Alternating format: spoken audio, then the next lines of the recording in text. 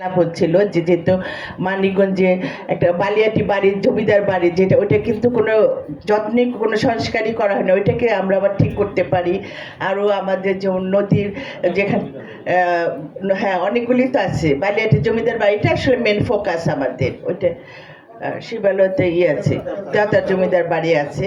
তো এইগুলিকে নিয়ে আমরা কাজ করবো, কারণ মানিকগঞ্জে তো অনেক ঐতিহ্য আছে, সেগুলো নিয়ে কাজ করবো। আর ট্যুরিজমের কোন পর্যটকদের জন্য যাতে যারা আসবে ট্যুরিস্টরা তাদের জন্য কোনো কিছু করা যায় কিনা, যেহেতু আমাদের পদ্মা কাছে যেহেতু অনেকে খুব পছন্দ করে, সেটাকে কাজ করতে তার আগে আমার মেন কাজটা থাকবে নদী শাসন। এই কাজটা করার পরে দেন আমরা ওই পদ্মাটাকে একটা ট্যুরিজমের জায়গায় নিয়ে আসতে পারবো। তো অনেক চিন্তা ভাবনা আছে, আসলে তো মাত্র 3 দিন অফিস করেছি।